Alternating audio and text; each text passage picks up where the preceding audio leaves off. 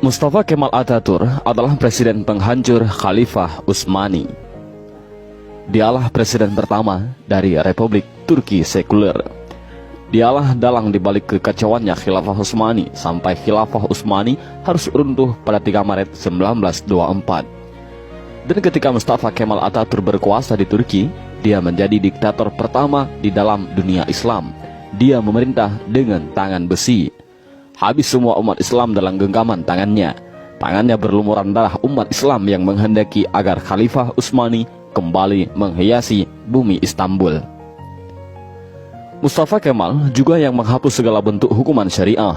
Dia yang menghapus hukum potong tangan bagi pencuri, hukum rajam bagi penzina, hukum qisas bagi pembunuh, lalu digantinya dengan hukum penjara.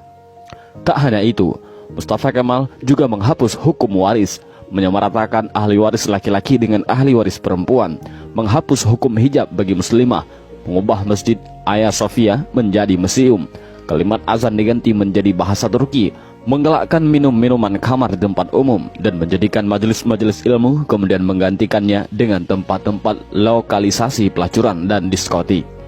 Tak hanya mengubah sistem pemerintahan Turki yang Islami menjadi sekuler, Mustafa Kemal juga memiliki sifat sombong sebagaimana Firaun. Dalam suatu kesempatan, Mustafa Kemal berpidato di hadapan para tentara ex-tentara khilafah.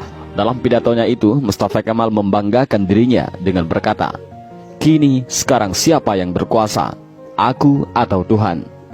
Dengan perasaan takut, para tentara itu serentak mengucapkan, "Andalah paduka yang kami takutkan sekarang." Mendengar jawaban dari para tentara itu, senyum kesombongan mengukir di bibir Mustafa Kemal. Tapi semua itu berhenti ketika periode akhir Oktober 1938. Saat itu, Mustafa Kemal awalnya menderita penyakit kulit. Namun Mustafa Kemal menderita penyakit tambahan, yakni malaria, lever, dan penyakit kelamin. Dokter pribadinya pun memberi salep dan dioleskan di kulitnya yang luka karena garukan dari kukunya. Dr. Abdullah Azzam dalam bukunya Al-Munaratul Mafkudah menjelaskan prosesi ajal Mustafa Kemal Atatürk yang sangat mengerikan. Menurut Dr. Abdullah Azzam, sebuah cairan berkumpul di perutnya secara kronis, ingatannya melemah, darah mulai mengalir dari hidungnya tanpa henti.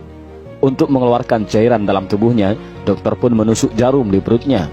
Tapi hasilnya perutnya membusung dan kedua kakinya membengkak.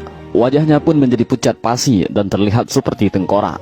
Mustafa Kemal yang sedang sakit menderita itu, kesehariannya dilengkupi rasa panas yang luar biasa. Bahkan, gatal-gatal dari tubuhnya semakin menjadi-jadi, hingga dia merasa tak tahan lalu menjerit sampai terdengar di seluruh istana. Para pekerja istana sangat ketakutan. Ketika Mustafa Kemal sudah menjerit karena kesakitan, badannya yang panas hingga melebihi suhu normal membuatnya tak mau masuk istana. Dia meminta dibawa ke tengah-tengah laut untuk menurunkan suhu tubuhnya, tapi suhu tubuhnya selalu naik dan malah panas. Syekh Dr. Said Husin Al-Afani dalam kitabnya Al-Jaza min Jinsil Amal mengisahkan bahwa sebenarnya Mustafa Kemal sudah mulai menderita kanker hati pada tahun 1936.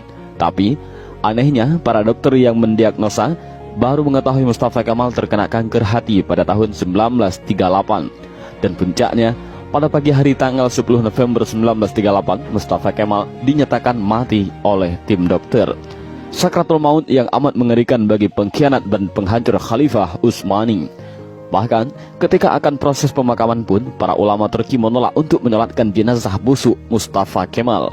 Baru di hari ke-9, atas desakan dan permintaan dari adik perempuan Mustafa Kemal, barulah para ulama dan rakyat Turki mengkafani, menyolatkan dan menguburkan Mustafa Kemal. Tapi naas, ketika jenazahnya akan dimasukkan ke bumi, jenazahnya terlempar ke atas. Para penziarah dibuat repot oleh hal ini. Untuk para ulama sepakat untuk menimbun jenazah Mustafa Kemal dengan bebatuan di bukit di Ankara. Baru setelah 15 tahun matinya Mustafa Kemal, jenazahnya kembali untuk dikubur. Tapi lagi-lagi, bumi menolak jenazah Mustafa Kemal. Hingga akhirnya, jenazah Mustafa Kemal dimasukkan ke dalam Museum Etnografi di Ankara, Turki. Jenazahnya ditimbun dengan bebatuan marmer yang bobotnya sampai 44 ton.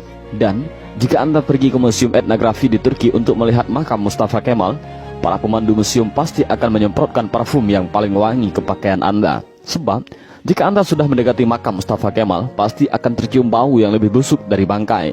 Pihak museum pun mengakui jika sumber bau busuk itu bukan dari WC ataupun septic tank yang bocor, melainkan di areal makam Mustafa Kemal Atatürk. Kisah ini memberikan i'tibar, seperti kata beberapa ulama. Kalau kamu benci dan mencoba menjegal khilafah, maka kamu akan melawan Allah. Lihat, kematian yang mengerikan menimpa Mustafa Kemal Atatürk, si penjegal dan penghancur khilafah Utsmani. Aroma bau yang keluar dari makam Mustafa Kemal adalah cara Allah memperingatkan kepada siapa saja yang mencoba sombong dengan kekuasaannya dan melawan syariatnya.